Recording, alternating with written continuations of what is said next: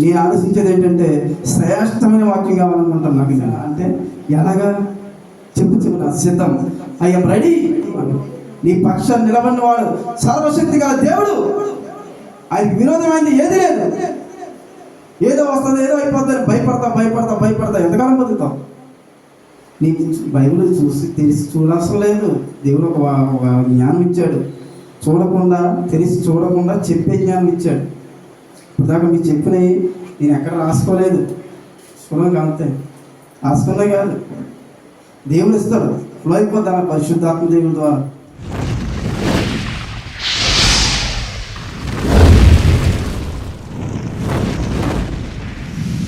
లోక తండ్రి ఆరాధన, యేసు ప్రభువా ఆరాధన, పరలోక తండ్రి ఆరాధన, యేసు ప్రభువా ఆరాధన, పరిశుద్ధాత్మ ఆరాధన, త్రియేక దేవ ఆరాధన, పరిశుద్ధాత్మ ఆరాధన, త్రియేక దేవ ఆరాధన, ఆరాధన ఆరాధన ఆరాధన ఆరాధన. పరిశుద్ధమైన తండ్రి, మహోన్నతుల, సర్వోన్నతుల, సర్వశక్తి కలిగిన తండ్రి, ఇది నా ప్రభావ నన్ను నిలబెట్టావు, మీరే వాడుకోండి. యేసయ్య, నీ నామమే మహిమపరచబడాలి, నీ నామం హెచ్చించబడాలి, నేను తగ్గించబడాలి. నీ నామమే హెచ్చించబడాలి, నేను తగ్గించబడాలి. ప్రభా కృప దయచేయించమని యేసయ్య నామంలో వేడుకుంటున్నాను తండ్రి, ఆమేన్. అందరికీ నిండు వందనాలు. ప్రభా యేసుక్రీస్తు నామంలో కూడి వచ్చిన మీ అందరికీ, దైవజనులకి దైవజనులకు నా వందనాలు. నేనేమయ్యున్నాను అది ప్రభు కృపను బట్టి అయ్యున్నాను. వాక్య సందేశంలోనికి ప్రవేశించే ముందు ఒక చిన్న విషయాన్ని మీతో చెప్పాలి. ఆ తర్వాత వాక్య సందేశంలోకి వెళ్దాం. మీకు అర్థమవడానికి వచ్చిన మీరు అందరూ ధన్యులు అనుకుంటున్నాను. ఎందుకంటే దేవుడు ఈరోజు బలమైన ఆహారం ఏదో పెట్టాలని మీ అందు ఆశపడుతున్నారు. నా ద్వారా ఏదో బలమైన ఆహారం మీరు ఈరోజు భుజించబోతున్నారు. కాబట్టి అనాలోచనగా ఉండకండి, నా వైపు చూస్తూ నేను ఏదైతే చెప్తున్నానో ఆ మాట యందు లక్ష్యం ఉంచండి. బైబిల్ అంటుంది కదా, ఒకసారి మనం మాట్లాడుకున్నాం, ఆశక్తి గురించి మాట్లాడుకున్నప్పుడు బైబిల్ అంటుంది కదా, అపోస్తల కార్యం 17:11 ఆశక్తితో వాక్యం విని పౌలు శీలలో చెప్పుతున్న సంగతులు అలా ఉన్నాయో లేదో పరీక్షించి చూసేవారంట. అలాగా సంఘం మారాలి. ఎవరు చెప్పినా కానీ లేఖనం అలా చెప్తుందా లేదా, నిజంగా అలా ఉందా లేదా, వాక్యం అలా చెప్తుందా లేదా అని చెప్పేసి మనం లేఖనాలు చూడాలి. వాక్యం చెప్పిన వెంటనే, రెఫరెన్స్ చెప్పిన వెంటనే ఆ వాక్యం అలా ఉందా లేదా అని చూడాలి. వారిని ఏమంటుందంటే బైబిల్ గనులు అంటుంది. అయితే ఒకానొక రోజు ఒక రాజుకి ఒక అందమైన ఒక గుర్రం ఉంది. ఆయన ఎక్కడికి వెళ్ళినా ఆ గుర్రాన్ని తీసుకెళ్తూ ఎంతో తన పని అంతట్లో చాలా విధంగా అది అతనికి సాయం చేస్తూ ఉండేది. ఏంటిది? గుర్రం యుద్ధానికి వాడతారు కదా, అలాగా ఆ రాజుకి ఎంతో ఉపయోగపడుతుంది ఆ గుర్రం. అయితే శత్రువులు ఏం చేశారంటే, ఈ రాజు ఎంతసేపు ఈ గుర్రం వాడుకొని ఎంతో లాభం పొందిన గుర్రం వల్ల. అయితే ఈ గుర్రాన్ని మనం ఎప్పటికప్పుడు భూస్థాపితం చేయాలి, ఈ గుర్రాన్ని ఎలా సరే మనం నాశనం చేయాలని చెప్పేసి గుర్రం మునిగే అంత లోతు తీశారు. గొయ్య తీసి జాయిగా ఆ గుర్రాన్ని తీసుకొచ్చి అందులో వేసారు. వేసిన తర్వాత ఆ గుర్రం లోపలికి వెళ్ళి పడిపోయింది. శత్రువులు కొంచెం మట్టి తీసుకురావడం, దాని మీద వేయడం, కొంచెం మట్టి తీసుకురావడం, దాని మీద వేయడం, ఇదే పనిగా ఉన్నారు. ఈ గుర్రం అనుకున్నదే, నా జీవితం ఇంకా అయిపోయింది, నేను ఎందుకు ఇంకా బతకడం, నేను ఇందులోంచి బయట రాలేకపోతున్నాను, ఈ ఈ ఈ గుట్టలో పడిపోయి నన్ను ఎవరు కాపాడతారు, ఎవరు రక్షిస్తారు? రాజుగారికి ఎంతలా ఉపయోగపడేది నేను, కానీ ఈ దినాన్ని నేను నా పరిస్థితి చూసావా, గోతులో అయిపోయింది, ఈ గోతులో పడిపోయి నేను లెగలేకపోతున్నాను, నా పరిస్థితి ఇంతే, నా జీవితం ఇంతే అనుకుంటూ అని బాధపడుతున్న సమయంలో తోటి గుర్రాలు ఉంటాయి కదా, ఆ గుర్రాలు వచ్చాయి. మేము నిన్నేం చేయలేము, అయితే నువ్వు ఒక పని చేయొచ్చు అని చెప్పేసి ఆ గుర్రంతో చెప్పాయి. ఆ గుర్రం లోపల కూర్చొని ఏడుస్తూ ఉంది.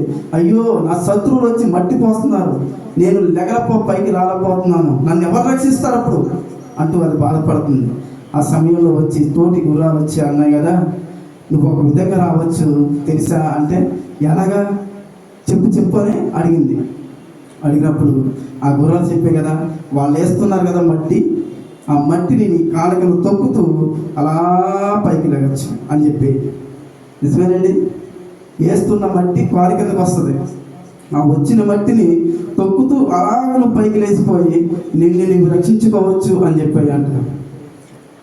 అది కరెక్ట్ అంటారా? చెప్పండి, కరెక్టేనా? అది ఎంతసేపు చూసినా నా మీద మట్టి పోస్తుందా, నేను ఎలా కాపాడుకోగలను, నేను ఎలా రావాలి బయటికి అని చెప్పి బాధపడుతుంది. తోటి గుర్రాలు వచ్చి చెప్పాయి కదా, ఇదేదో బాగుందని చెప్పేసి వాళ్ళు వచ్చి మట్టి వేసినప్పుడు బాగానే ఉంది, కానీ వేసి వెళ్ళిపోయిన తర్వాత తొక్కుంటూ వచ్చి పైకి అలాగా వాళ్ళు వేస్తున్నారు. వాళ్ళు ఎంత మట్టి వేస్తే అంత పైకి, ఎంత మట్టి వేస్తే అంత పైకి అలా లేస్తూనే ఉంది. తను తాను కాపాడుకుంది ఆ రోజు ఆ ఉపాయం వల్ల. నిజమే, మన జీవితాల్లో కూడా సాతాను శత్రువు 31:4 కీర్తనలో అంటాడు కదా, నన్ను చిక్కించుకున్న శత్రువులు రహస్యంగా వండిన వలలో నన్ను చిక్కనీయకండి ప్రభు అని ప్రార్థిస్తున్నాడు. శత్రువైన వాడు మనల్ని ఎలాగైనా చిక్కించుకొని కొంత మట్టి, పాపం అనే మట్టి, వేదలనే మట్టి, ఏదో రకంగా మనల్ని భూస్థాపితం చేయాలి. దేవుని కోసం మీరు వాడబడుతున్నారు, వాడబడే వాడిని ఎలాగైనా సరే నాశనం చేయాలని, నశింపు చేయాలని వాడు ఎన్నో పన్నాగలు పన్నుతూ వస్తున్నాడు. మనం ఏం చేయాలి తెలుసా? ఇప్పుడు నేను చెప్పే వాక్యం ఒక గుర్రం కోసం చెప్తున్నాను. దేవాతి దేవుడు పరమగీతాల్లో నాకు ఇచ్చిన వాక్యం అని చెప్పాను కదా, ఇది కూడా పరమగీతాల్లో వాక్యమే. ఈ వాక్యం ద్వారా దేవుడు నాతో మాట్లాడాడు. అదే వాక్యాన్ని మీకు చెప్పాలని ఆసక్తితో వచ్చారు. చెవులు తెరిచి వినండి, మీకు అర్థమవుతుంది. లాస్ట్లో మనం ఏ స్థితిలో ఉన్నామో మీరే చెప్పాలి. అర్థమైందండి? నేను ఏ స్థితిలో ఉన్నానో మీరే స్థితిలో ఉన్నాను. ఒక గుర్రం గురించి దేవుడు మాట్లాడబోతున్నాడు. ఏదైనా ఆ గుర్రం ఎలాగైతే అయ్యో నీ గోతులో పడిపోయాను, నేను రక్షించుకోలేకపోతున్నాను, బయటికి రాలేకపోతున్నాను అని చెప్పేసి ఆ గుర్రం బాధపడుతుంది. దేవుడిస్తున్న ఒక అమూల్యమైన వర్తమానానికి వచ్చింది. మీరు ఎప్పుడు విని ఉండరు ఈ వాక్యం నాకు తెలిసి. ఎందుకంటే నేను ఎక్కడికి వెళ్ళినా నేను ఆలోచించేది ఏంటంటే శ్రేష్టమైన వాక్యం కావాలనుకుంటాను. నాకు నిన్ను వల్లే నీ పొరుగువాడిని ప్రేమించమని దేవుడు చెప్పాడు కదా, అలాగే నన్ను నేను ఎలాగైతే అనుకుంటున్నానో ఒక శ్రేష్టమైన అమూల్యమైన వాక్యం కావాలని, అలాగే నా ఎదుటిన్న మీకు కూడా శ్రేష్టమైన వాక్యాన్ని బోధించబోతున్నాను. జాగ్రత్తగా మనసు పెట్టి వినండి. మంచి వర్తమానం. ఎప్పుడు అనాలోచనగా ఉండకండి. నాకు ఇచ్చింది కొద్ది సమయమైన, దయచేసి ఒక 10-5 నిమిషాలు ఎక్కువైనా పరమగీతాలు 1వ అధ్యాయం 9వ వచనం చెబితే, యేసుప్రభువు వారు తన భార్యను అనగా సంఘాన్ని చూస్తూ ఒక విషయం మీకు అందరూ చెప్పాలి. ఇది ఒక యేసుక్రీస్తు వారు స్వరక్తం ఇచ్చి సంపాదించిన సంఘం గురించి రాయబడిన మాటే, కానీ బయట ఉన్న వారి కోసం కాదు. ఓన్లీ సంఘం కోసం, తాను ప్రాణం ఇచ్చి కొనుక్కున్న సంఘం కోసం తన ఆశ ఏదైతే ఉందో దేవుడు దాన్ని బయలుపరుస్తున్నాడు అని గమనించాలి. ఇతరులకు కాదు ఇది, అది మీరు ఇతరులు చూస్తారు కాబట్టి వాళ్ళెవరి కోసం కాదు. ఓన్లీ క్రైస్తవులుగా పిలువబడుతున్న వారు క్రైస్తవుల కోసం గమనించాలి. అయితే 1:9 అక్కడ అంటున్నాడు కదా, దేవుడు నా ప్రియురాల నిన్ను ఫరో యొక్క రథాశ్వంతో పోల్చుదును అన్నాడు. ఏమంటున్నాడు? నా ప్రియురాల నిన్ను ఫరో యొక్క రథాశ్వంతో పోల్చుదును అన్నాడు.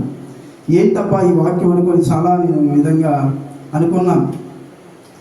దేవుడు ఏం చెప్పినా కానీ తన మనసులో ఏదో దాగి ఉంది. దాగి ఉన్న దాన్ని బయలుపరచడానికి దేవుడు ఎంతో ఆశపడతాడు. దాన్ని తెలుసుకునే వారు ఎవరుంటారా అని ఆకాశం నుంచి చూస్తూ ఉంటాడు. ఏదైనా ఒక సంగతి మరుగు చేయడం దేవునికి ఘనత. దాన్ని ఆ సంగతిని శోధించుట రాజులకు ఘనత అని రాయబడింది సామెతల్లో. ఈ సంగతి ఏంటి అసలు? దేవుడు ఫరో యొక్క రథస్వంతో తన సంఘాన్ని పోల్చాల్సిన అవసరం ఏముంది అని అంటే, నేను చెప్తానప్పుడు ఆ ఒక్క వాక్యం పట్టుకొని మనం చాలా విషయాలు నేర్చుకోవచ్చు. కాబట్టి ఒక్కసారి మొదటి రాజుల గ్రంథం 10వ అధ్యాయం 28, 29 చదివితే అక్కడ ఒక మాట రాయబడి ఉంటుంది. సొలొమోనునకు ఉండు గుర్రములు ఐగుప్తులో నుండి తేబడెను. రాజు వర్తకులు ఒక్కొక్క గుర్రమునకు నియమకమైన వెల్ల ఇచ్చి గుంపులు గుంపులుగా కొని తెప్పించిరి. చాలండి. వారు ఐగుప్తులో నుండి గుంపులు గుంపులుగా ఎవరు కొన్నారు? సొలొమోను కొన్నాడు. ఈ సొలొమోను అంటున్నాడు కదా, ఏమనంటే తన సంఘాన్ని అంటున్నాడు, యేసుక్రీస్తు వారి సంఘాన్ని, నా ప్రియురాలా నువ్వు ఎలా ఉన్నావంటే ఫరో యొక్క రథ అశ్వంలా ఉన్నావు అంటున్నాడు. అంటే ఈ ఫరో యొక్క రథస్వాలు సొలొమోను తెలుసా? మనం ఇప్పుడు చదివింది ఏంటి? రాజవర్తకులకు నియమక ధర ఇచ్చి వెల ఇచ్చి ఐగుప్తులో నుంచి గుంపులు గుంపులుగా కొన్నాడంట. 4-5 కాదు, గుంపులు గుంపులుగా కొన్నాడంట. ఐగుప్తు అంటే ఏంటి? మనం మామూలుగా ఆలోచిస్తే లోకానికి ఒక సాదృశ్యంగా ఐగుప్తు ఉందా? ఈ లోకానికి సాదృశ్యంగా ఐగుప్తు నుంచి యేసుప్రభు వారు అన్నారు కదా తన సంఘంతో, నీవు ఫరో యొక్క రథస్వము అన్నాడు. అంటే అశ్వం అంటే ఏంటి చెప్పండి? రథం. రథానికి ఒక సుమారు 16 గుర్రాలు ఉంటే అశ్వం అంటారు దాన్ని. ఈ అశ్వంతో పోలుస్తున్నాడు. మొదటి చెప్తున్నాను, జాగ్రత్త వినండి. ఎందుకు పోల్చాడు అంటే, నీవు ఎక్కడి నుంచి తేబడ్డావంటే ఐగుప్తు నుంచి తేబడ్డావు. నేటి సంఘం కూడా ఐగుప్తు అనే లోకం నుంచి యేసుప్రభు వారు తన స్వరక్తం ఇచ్చి సంపాదించుకున్నాడు. ఎలాగా? అక్కడ నియమక ధనము ఇచ్చి వెండి వెలగా ఇచ్చి కొన్నారు. ఇక్కడ యేసుప్రభు వారు వెల ఇచ్చి కొన్నాడు మనల్ని. ఎలాగా? వెల ఇచ్చి. మొదటి కొరింథీ పత్రిక 3:16లో కావచ్చు, మొదటి కొరింథీ పత్రిక 6:19-20లో కావచ్చు. 6:19-20 అంటారు కదా, మీరు విలువ పెట్టి కొనబడిన వారు మీ దేహంతో దేవుని మహింపరిచి అన్నాడు. అంటే మన విలువ ఏంటంటే ఒక నియమక విలువ ఉంది. మనిషిని లోకం నుంచి కొనాలంటే ఏ కొన్నా ఒక విలువ చెల్లించాలి. ఆ విలువ చెల్లిస్తే కానీ ఆ మనిషి దేవునికి వద్దకు రాలేడు. అందుకని దేవుడైన యేసుప్రభు వారు ఏం చేశారంటే తన ప్రాణం అనే రక్తాన్ని పెట్టి విలువ పెట్టి కొనుక్కున్నాడు. ఈ సంఘము మామూలు సంఘం కాదు, యేసుక్రీస్తు ప్రాణంతో కొనుక్కున్న సంఘము. అందుకే ఫరో యొక్క రథస్వంతో నిన్ను పోలుస్తున్నాను అన్నాడు. రెండో మాటగా, మొదటిది లోకం నుండి మనం కొనుక్కున్నాడు. రెండో మాటగా ఈ అశ్వాలన్నీ వెళ్ళేటప్పుడు ఎలాగెళ్తాయి? అన్నీ ఒకేలా వెళ్తాయి. అంతేనా? ఎలాగెళ్తాయా? ఏదన్నా ఒకటి తప్పిందా ఇంకా ఈ వెళ్ళే ఆయన మొత్తం కొలాప్స్ అయిపోయినట్టే. రథం నడిపే వ్యక్తి కొలాప్స్ అయిపోయినట్టే.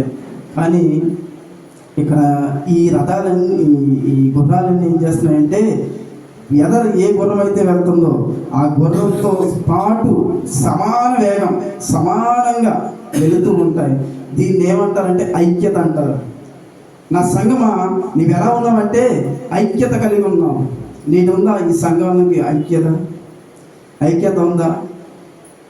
నేను ఫరో యొక్క రథస్వంతో పోల్చడానికి కారణం ఏంటో తెలుసా? అశ్వం అంటే మామూలు ఒక గుర్రం కాదు, 16 గుర్రాలు, 8 గుర్రాలు, 6 గుర్రాలు, ఇవన్నీ కలిపితే ఒక అశ్వం తయారైంది. ఈ అశ్వం ద్వారా దేవుడు చేయబోతున్న కార్యాలు ఏంటో ముందు మీకు చెప్తాను, మీకు అర్థమవుతుంది.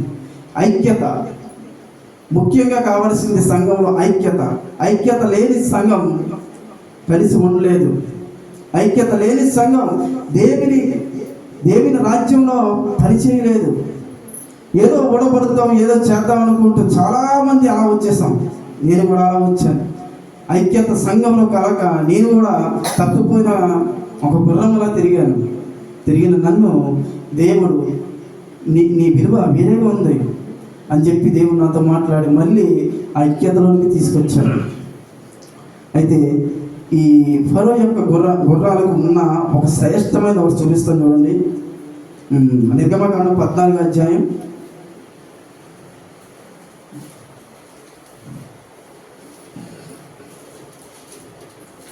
6వ వచనం దగ్గర చదివితే, 14 వచ్చాయి. నిర్గమకాండం 14 అధ్యాయం 6వ వచనం దగ్గర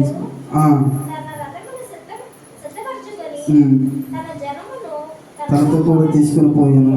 మరియు అతడు శ్రేష్టమైన 600 రథములను, ఐగుప్తు రథములన్నిటినీ, ప్రతి దాని మీద అధిపతులను తోడుగా. ఇక్కడ ఏం జరిగిందో చెప్తాను చూడండి. మాకు తెలిసింది అది ఏంటంటే, ఇశ్రాయేలీయుల్ని మోషే విడిపించి తీసుకొచ్చి ఎర్ర సముద్రం దగ్గర తీసుకొస్తాడు. సుమారు 3 రోజులు ప్రయాణం చేశారు వాళ్ళు. తీసుకొస్తాడు. తీసుకొచ్చిన తర్వాత ఫరో హృదయం మళ్ళీ దేవుడు కఠినపరిస్తే ఇలా 3 రోజుల్లో వచ్చింది. అతను 3 గంటల్లో రావాలి. ఎన్ని గంటల్లోని? 3 గంటల్లో రావాలి. ఎలా వస్తాడు చెప్పండి? మామూలుగా వెళ్ళాలంటే అప్పట్లో ఫ్లైట్లు గట్ట లేవు. కాబట్టి ఇతను ఏం చేశాడంటే, అతను పెంచుకున్న వాటిలో శ్రేష్టమైనది ఒకటి తీసుకొని, ఆ శ్రేష్టమైన 600 రథములంట, 600 రథములు తీసుకొని ఇశ్రాయేలీ వెంబడి వెళ్ళాడు. శ్రేష్టమైనవి అంటే అవి ఏంటి చెప్పండి? శ్రేష్టమైనవి అంటే పనికొచ్చా పనికిరానియా? అవి ఎంత దూరం అలా పరిగెట్టగలిగాయంటే, అంటే ఎంత వేగంతో పరిగెట్టి ఉంటాయి చూడండి. నేడు క్రైస్తవుడికి, ప్రతి క్రైస్తవుడికి కావాల్సింది వేగం. ఏం కావాలా? వేగం. నా దేవుని పని వేగంగా చేయాలని తాపత్రయం ఉండాలి. ఫరో దగ్గర ఉన్న గుర్రాలు, నా సంగమా, నా ప్రియురాల ఎలా ఉన్నాయి అంటే వేగంగా ఉన్నాయి. ఎలా ఉన్నాయి? వేగంగా ఉన్నాయి అన్నాడు. ఇదేంటంటే ఒకటి ముందేం చెప్పాను? ఐక్యత. రెండోది వేగంగా ఉండాలి, వేగంగా పరిగెట్టాలి. మూడోది యెషయా గ్రంథంలోకి వెళ్దాం. 3వ అధ్యాయం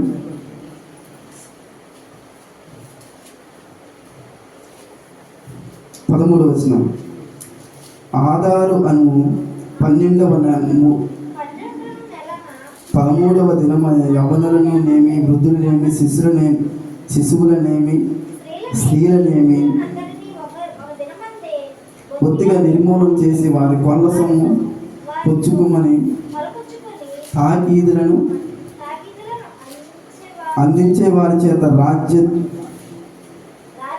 రాజ్యస్థానములన్నింటికి పంపబడెను. చూడండి, మీకు అర్థమైతే చెప్తాను. ఇది ఈ వాక్యము తర్వాత 8వ అధ్యాయం 14వ వచనంలో ఉంటుంది ఒక వాక్యం. చూడండి, ముందు ఇది చెప్తాను, మీకు ఇది చెప్తే అర్థమవుతుంది. ఇలా తలపై పైకి మీకు చెప్తే అర్థమవుతుంది. చదవడం కంటే చెప్పడం బెటర్. మొద్దుకై రాజు అవ్వకముందు ఎవరు?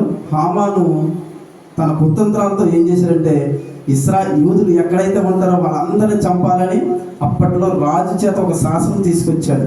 తీసుకొచ్చి ఏం చేశారంటే, ఈ ఆస్థానాలు ఎన్ని ఉన్నాయి? ఇక్కడ 127 సంస్థానాలు ఉన్నాయి. 127 దేశాలు. ఈ దేశాలన్నిటికీ ఎప్పుడు వచ్చిందంటే 12వ నెలలో వాళ్ళందరినీ సంహరించాలని చెప్పేసి ఒక శాసనం తీసుకొచ్చాడు. ఈ శాసనాన్ని తీసుకెళ్ళి అందరికీ పనిచేశారు. ప్రతి దేశంలో పనిచేశారు. ఏంటి? యూదులు ఎక్కడ కనపడినా చిన్నపిల్లల మొదలుకొని వృద్ధుల వరకు వాళ్ళందరినీ చంపారని చెప్పేసి ఒక శాసనం వచ్చింది.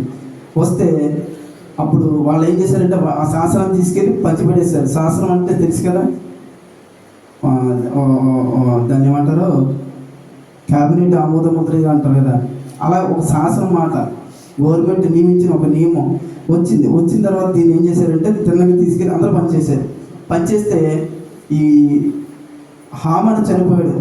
దేవుడు ఏం చేశారంటే మొద్దుకైని తిరిగి లేపి ఆ స్థానంలో ఒక గొప్ప వ్యక్తిగా దేవుడు నిలబెట్టినప్పుడు ఏం జరిగింది చూడండి. నిలబెట్టాడు. ఆయన రాసిన శాసనాన్నే తిరిగి రాయించాలా దేవుడు చేశాడు. చేసిన తర్వాత వీళ్ళని ఎప్పుడు చంపాలా? 12వ నెల చంపాలి.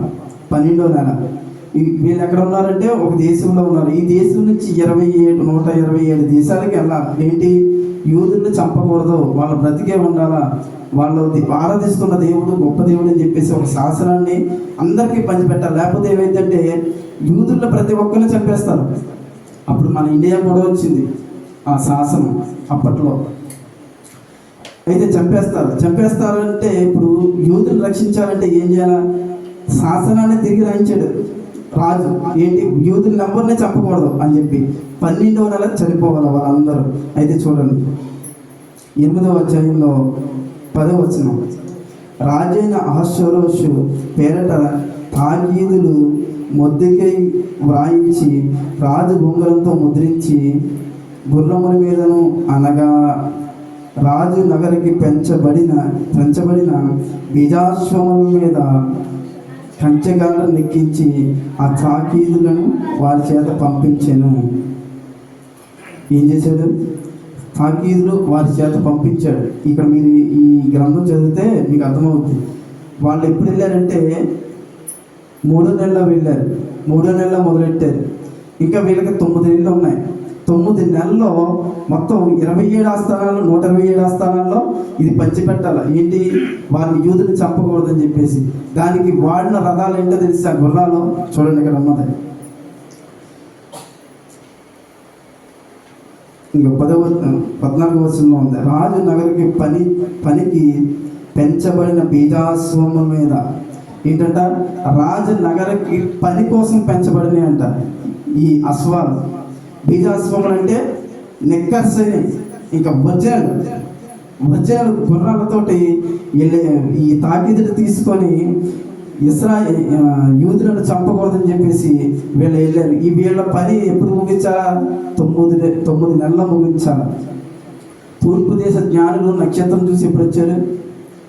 ఇశ్రాయేల్ దేశానికి ఎప్పుడు వెళ్ళారు? 2 సంవత్సరాలు టైం పట్టింది. వాళ్ళ ఒంటెల మీద వెళ్ళారు. వీళ్ళ 9 నెలల్లో మొత్తం ఈ 127 స్థానాలు తిరగాల. వాళ్ళ వల్ల వద్దండి. అప్పట్లో ఫోన్ చేసేది. ఫోన్ లేవు, ఏమీ లేవు. వాళ్ళకున్న చేతులు ఏంటంటే గుర్రాలు. వాటి పేరేంటి? బీజాశ్వములు.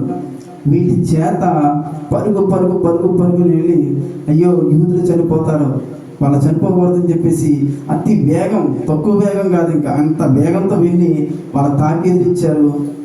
యూదులందరూ రక్షించబడ్డారు. మనకు కూడా ఒక మరణ శాసనం దేవాది దేవుడి చేత రాయించబడింది. ఏంటది? పాపం వల్ల వచ్చే జీతం మరణం. ప్రతి మనిషికి మరణం అనేది ఒక పాపంగా జీతంగా వచ్చింది. దీన్ని యేసుప్రభు వారు ఏం చేశారో తెలుసా? ఒక శాసనం ద్వారా చెప్పాడు ఒక మాట. ఏమనంటే నమ్మి రక్షించబడిన వాడు ఏం చేస్తాడు? నమ్మి బాప్తిసం పొందిన వాడు ఏం చేస్తాడు? రక్షించబడతాడు. నమ్మి బాప్తిసం పొందిన వాడు రక్షించబడతాడు, నమ్మని వారికి శిక్ష విధించబడతాడు. ఈ మాట ఒక తాకీదులో తీసుకొని బీజాశ్వంగా మనం మారి ఏం చేయాలి? ప్రపంచమంతా చెప్పాలి. అలా చెప్పడానికి వచ్చినాడే మన ఆయన పేరు చెన్నై దేశంకి వచ్చాడు కదా, తోమా ఎంత వేగంగా వచ్చాడు చూడండి ఒకసారి ఆలోచించండి. ఒక శాస్త్రం, మరణ శాస్త్రం ఒకటి ప్రపంచమంతా విస్తరించింది. మొదటి ఆదాం ద్వారా వచ్చిన పాపం వల్ల వచ్చి మరణం, ఈ మరణ శాసనం వచ్చింది. దీన్ని అమలు చేసిన దేవుడే దాని ప్రాయశ్చిత్తం కూడా ఇచ్చాడు. దీన్ని యేసుప్రభు వారు రాకముందే ఏం చేయాలి? దీన్ని ప్రకటించాలంటే ఎంత వేగంగా ఉండాలి మనం? చూడండి, ఆలోచించండి. ఇక్కడ బీజాశ్వములు ఉన్నాయంట. అవి ఏవి పెడితే అవి కాదు. అందరూ గుర్రాలే, అందరూ క్రైస్తవులే. కానీ నగరి పని కోసం కొంతమందిని దేవుడు లేపాడు. అలాంటి వారు ఏం చేస్తారు? వాళ్ళ బీజాశ్వములా పనిచేస్తారు. వాళ్ళ పని ఎలా ఉంటుందో చూడండి, చెప్తాను. యోబు గ్రంథం 39వ అధ్యాయం ఒకసారి చదువుతాం. చూడండి, 20వ వచనం దగ్గర నుంచి 19వ వచనం దగ్గర నుంచి.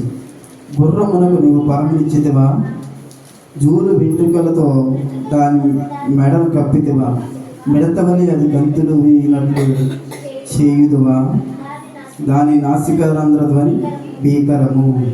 చూడండి, ఇది చెప్పేది ఏంటంటే ఇది గుర్రం కోసం చెప్తున్నాడు దేవుడు. గుర్రం యొక్క లక్షణాలు, కొన్ని లక్షణాలు యోబు ద్వారా దేవుడు బయట పెట్టాడు. చూడండి, నేను ఎంత చెప్పాను కదా, గొంతులో పడిపోయిందని, గుర్రం గొంతులో పడిపోయింది, శత్రువులు వచ్చి మట్టేస్తున్నారని.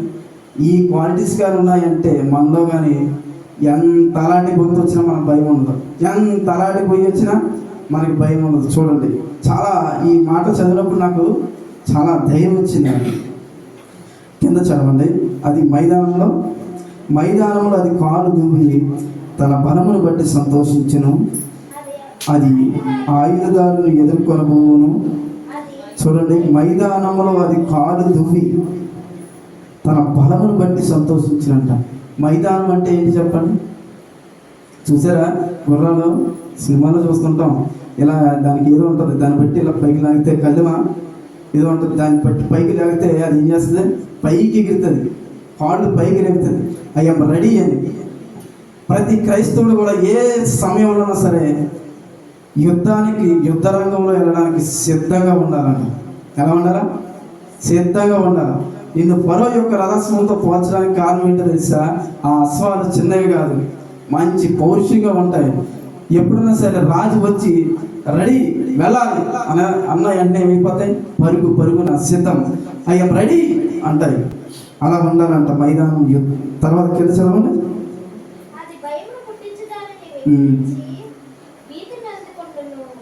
చూడండి, భయము పుట్టించిన దాన్ని వెక్కిరిస్తుందంట.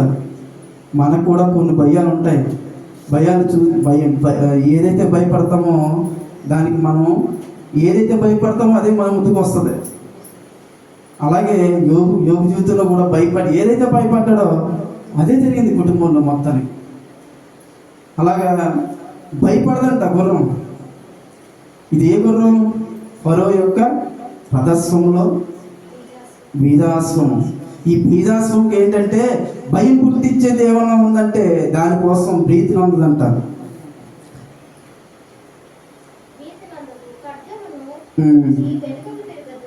ఖడ్గమును చూసి వెనుకకు తిరగదంట. బల్యములను దాని మీద గలగలలాడించినప్పుడు ఉద్దంట కోపంతో అది బహుగా పరిగెత్తును. అది బాకానాలు విని ఊరకుండదు. బాకానాలు వినబడినప్పుడల్లా అది ఆహా ఆహా అనుకుని దూరం నుండి యుద్ధ వాసన తెలుసుకొను. చూడండి, ఈ చాలా వివరించాలంటే చాలా టైం పడుతుంది, మీకు అర్థమైంది చెప్తున్నాను. దూరం నుండి యుద్ధ వాసన తెలుసుకుని దూరం నుండి యుద్ధ వాసన తెలుసుకుని బాకానాలు వినప్పుడల్లా అది ఏం చేస్తుంది? యుద్ధ కోసం. ఒక యుద్ధం ఒకటి ఆల్రెడీ ఒక యుద్ధంలో ఉన్నాం మనం, తెలుసండి. యోబు గ్రంథం 7వ అధ్యాయంలో 1వ వచనంలో నరుని కాలము భూమి మీద యుద్ధ కాలం కాదా అన్నాడు. ఆల్రెడీ యుద్ధం మొదలైపోయింది. ఎప్పుడు మొదలైందంటే 1948లో ఇశ్రాయేలుకి ఎప్పుడైతే వచ్చిందో, వాళ్ళకి ఏమొచ్చింది? స్వతంత్రం వచ్చిందో, వాళ్ళు తమ దేవుణ్ణి ఆరాధించుకొచ్చని అప్పుడే యుద్ధం మొదలైంది. ఎందుకంటే యేసుప్రభు వారు నీ రాకడకి యుగ సమాప్తికి సూచనలు ఏంటని అడిగినప్పుడు యేసుప్రభు వారు ఏం చెప్పారు చెప్పండి? అంజూరపు చెట్టు చూసి అది చిగురించుట చూసినప్పుడు మీరు వసంతకాలం వచ్చిందని తెలుసుకోండి అన్నాడు. అదే మాట 2 సమయంలో 11వ అధ్యాయంలో మొదటలో ఉంటుంది. ఏమంటే వసంతకాలమున రాజులు యుద్ధములకు బయలుదేరు కాలమున దావీదు ఎక్కడ ఉన్నాడంటే మిద్దె మీద ఉన్నాడని రాయబడి ఉంటుంది. అంటే యుద్ధం ఎప్పుడు మొదలైంది? వసంతకాలంలో మొదలైంది. ఈ వసంతకాలం దేనికి అంటే చిగురించడం, అంతేనా? చిగురించడం గురించి వసంతకాలం అంటారు. ఇలాగే ఇశ్రాయేలీయులు ఎప్పుడు చిగురించారు అంటే 1948లో వాళ్ళకి రాజ్యం వచ్చింది. ఏంటి? వాళ్ళ దేవుణ్ణి ఆరాధించి వచ్చింది, ఒక స్వతంత్రం వచ్చింది. మనకి ఎలా స్వతంత్రం వచ్చిందో వాళ్ళకి స్వతంత్రం వచ్చింది. దాన్ని బట్టి వసంతకాలం వచ్చింది అనుకోవచ్చు. ఈ యుద్ధ సన్నాదంలో మనం ఉన్నాం. ఈ యుద్ధంలో ఉన్నప్పుడు మనం ఎలా ఉండాలంట? దూరం నుండి యుద్ధ వాసన తెలుసుకుని సేనాధిపతుల ఆర్భాటమును యుద్ధ కోసం విన్నప్పుడల్లా ఆహా ఆహా అని విక్రిస్తుందంట. ఏం చేస్తుంది? విక్రిస్తుందంట. రెండవది, ఈ గుర్రానికి ఏముంటాయంటే ఇటుపక్క ఏం పెడతారు? కళ్ళు, అంటే అటు ఇటు తిరిగి వెళ్ళిపోకుండా కళ్ళకు పెడతారు. అదేంటి చూద్దాం. మనం ఏం పెట్టుకోవాలో దేవుడు రాయించారు బైబిల్లో. సామెతల గ్రంథం 4వ అధ్యాయం 25వ వచనం. నీ కన్నులు ఇటు అటు చూడక సరిగ్గాను, నీ కనురెప్పలు నీ ముందర సూటిగాను చూడవలెను. నీవు నడుచు మార్గము సరళం చేయుము, అప్పుడు నీ మార్గములన్నీ స్థిరములగును. చూడండి, నీ కన్నులు అటు ఇటు తిరగకుండా. గుర్రానికి ఏముంటాయంటే ఇటుపక్క కడతారు. ఎందుకంటే వీళ్ళు వేగంగా వెళ్ళినప్పుడు పక్కన ఏదో ఉంది తినడానికి, పక్కన ఏదో ఉంది అని చెప్పి చూసినానుకో, వెంటనే ఈ రథం మీద ఉన్నవాడు బోల్తా పడిపోతాడు. అందుకే ఏం చెప్తున్నాడండి దేవుడు, మనం ఈ విశ్వాసంలో పరిగెడుతున్నాం. ఎలా పరిగెడుతున్నాం? విశ్వాసంలో పరుగు పందెంలో పరిగెడుతున్నాం. ఎబ్రిల్ రాసిన పత్రిక 12వ అధ్యాయంలో ఉంటుంది. విశ్వాసంలో కర్తయు ఇంతమంది శాస్త్రము మన ఎదుట మేఘములే ఆవరించినందువలన విశ్వాసముల కర్తయు దాన్ని కొనసాగించేవాడని యేసు క్రీస్తు వైపు చూస్తూ మన పందెములో ఓపికతో పరిగెత్తుతున్నాం. ఎలా పరిగెట్టాలా? ఓపికతో పరిగెట్టాలి. ఈ పరిగెట్టేటప్పుడు అటు చూసినా ఇటు చూసినా ఏమైపోద్దంటే మనం ఆగిపోతాం. అందుకని మనకి వాక్యాన్ని ఇటు అటు పెట్టుకోవాలి. పెట్టినప్పుడు ఇటు చూసిన వాక్యమే, అటు చూసిన వాక్యమే. ఇంకా మనకి ఎదురయ్యే ప్రతి పరిస్థితి నుంచి ఆ వాక్యం మనకు కాపాడుతుంది. అర్థమైందండి? అయితే యేసుప్రభువు తన సంఘం కోసం ఏమంటున్నాడు? నిన్ను ఫరో యొక్క రథస్వంతో పోలుస్తున్నాను అన్నాడు. ఈ పోలిక ఎందుకు వచ్చిందో చూసారా? ఇన్ని వాక్యాలు చూసారు కదా, ఏమర్థమైంది మీకు? అదేంటి నిన్నదేమని ఏమన్నట్టు అలా చూస్తున్నారు? నా మళ్ళీ నేను చెప్పుకుని పోతున్నానా? చెప్పండి. ఇప్పుడు ఫస్ట్నే చెప్పాను. ఏం చెప్పాను? గొంతలో పడిపోయింది, దానికి పైకి రావడానికి ఎవరు సాయం చేస్తారని చెప్పేసి ఏడుస్తుంది అని చెప్పాను. వచ్చి గుర్రాలు చేసాయి. అయితే ఈ గుర్రాన్ని తాను కాపాడుకోవాలని తెలియదు. ఇప్పుడు ఈ వాక్యం చెప్పాను కదా, నీవేలంటావు నేనేలంటాను యేసు ప్రభు కోసం. కరెక్టేనా? యుద్ధ వాసన వచ్చినప్పుడు భీతి చెందదంట. ఒకవేళ ఏదైనా సరే ఖడ్గం వచ్చినా ఏమొచ్చినా కానీ అది భయపడదంట. మనమైతే భయపడుతున్నాం అంటే వాక్యం తెలియక, మన విలువేంటో మనకు తెలియక. యేసు ప్రభు త్వరగా ఇచ్చి సంపాదించుకున్నాడు మనల్ని. మనం మామూలుగా వచ్చేస్తే ఏదనుకోండి, కానీ ఆయన రాజనగరంలో పని ఉంది. ఆయన రాజ్య వారసులం అంట. మనం ప్రకటన గ్రంథం 5వ అధ్యాయం 9-10 వచనాల్లో ఉంటుంది. ఏమనంటే దేవుడు తన రాజ్యంలో ఒక వారసుగా చేయడానికి తన స్వరక్తం ఇచ్చాడంట. అలాగే కొలస్సి 1:13లో ఉంటుంది, తన తండ్రి అయిన దేవునికి ఒక రాజ్యంగా మనం చేశాడంట. ఈ రాజ్యంలో మనం ఎలా ఉండాలంటే నిజంగానే బీజాశ్వంలా ఉన్నామంటే దేవుడు తన చేతిలో బలంగా వాడుకుంటాడు. ఎలాగా? బలంగా వాడుకుంటాడు. ఎందుకంటే సమయం అయిపోయింది, సమయం లేదు. ఆయన కావాల్సింది ఎవరంటే పౌరుషం కలిగిన వారు కావాలి. దేవాతి దేవునికి పౌరుషం కలిగి నిలబడేవారు కావాలి. దానికోసం చూస్తున్నాడు. అందుకే నువ్వు ఫరో యొక్క రథస్వాములా ఉన్నావు. ఆ ఫరో యొక్క రథస్వాలు ఎలా ఉన్నాయంటే వాళ్ళు 3 రోజులు ప్రయాణం చేసిన ఆ ప్రయాణాన్ని 3 గంటల్లో చేర్చేది. యేసుప్రభువు రావడానికి సమీపించి ఉన్నాడు.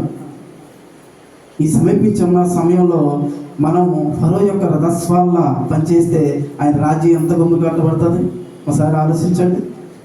కానీ కొంతమంది ఎలా ఉన్నారంటే చూడండి, 76వ అధ్యాయం కీర్తన 76:6 వచనం చదవండి ఒకసారి. ఇది చెప్పి నేను ముగించేస్తాను. కీర్తన గ్రంథం 76వ అధ్యాయం 6వ వచనం.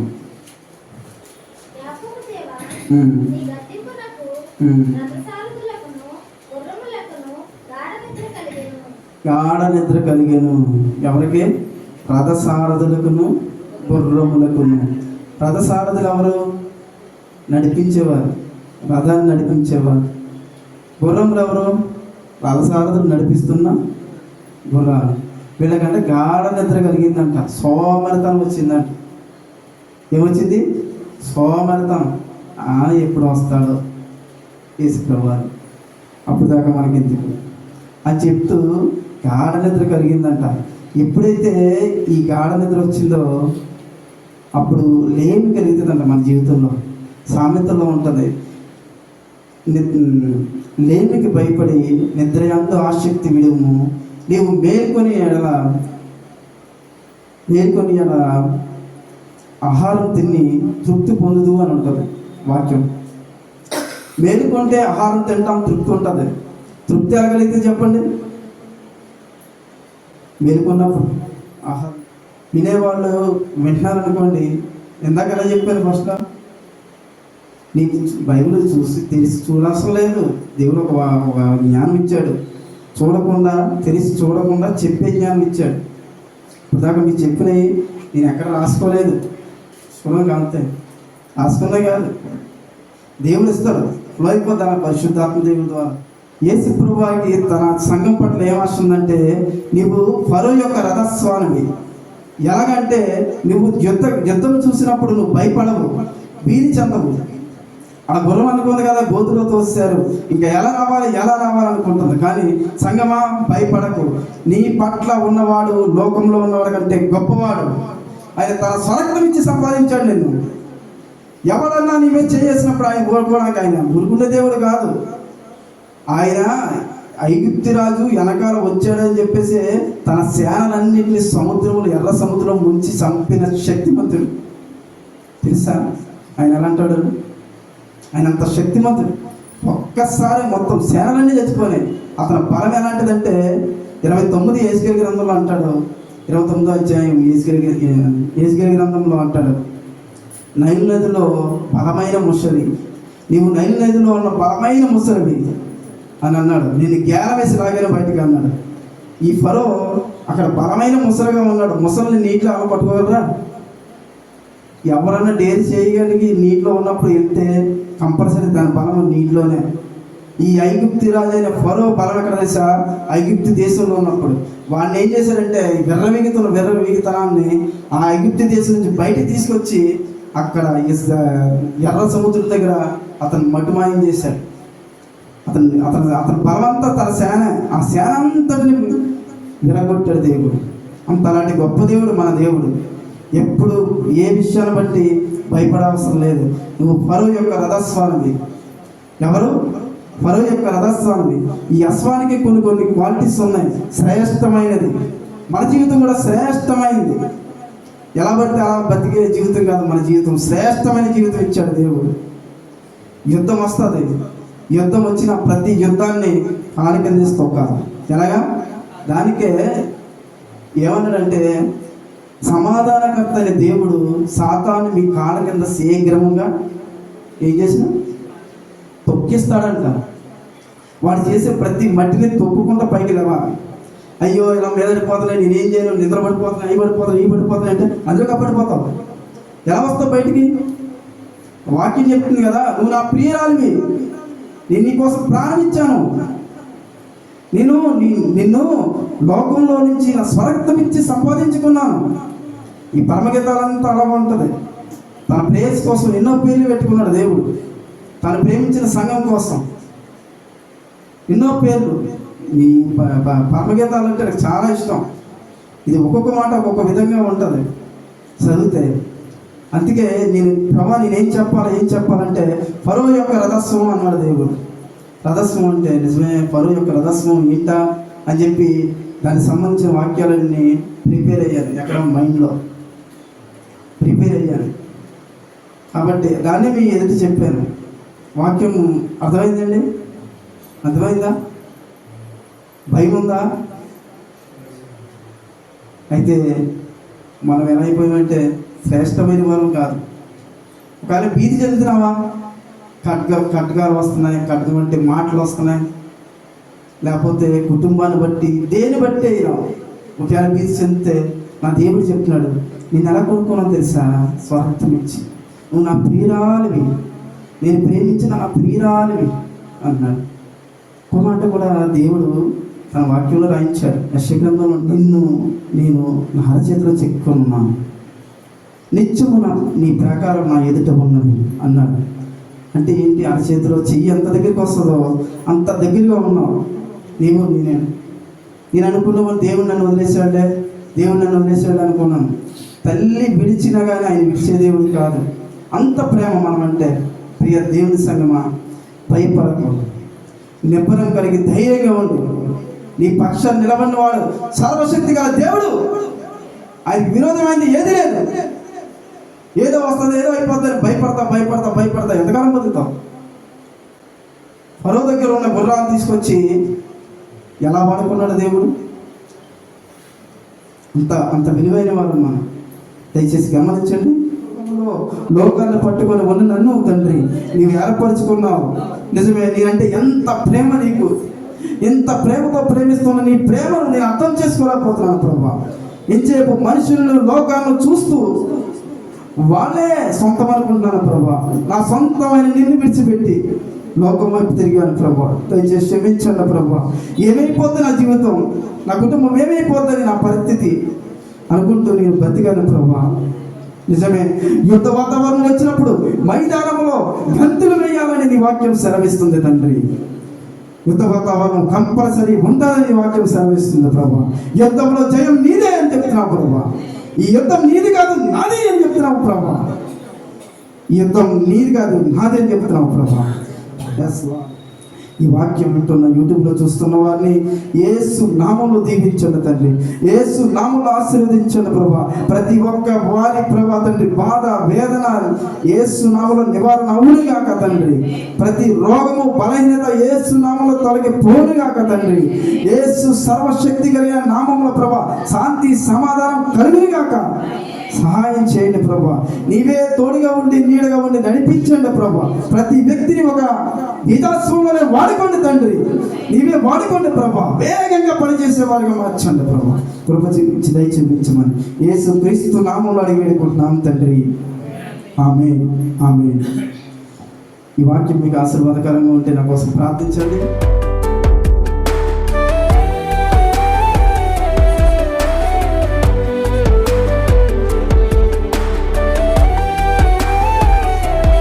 లైక్ చేయండి, షేర్ చేయండి, సబ్స్క్రైబ్ చేయండి.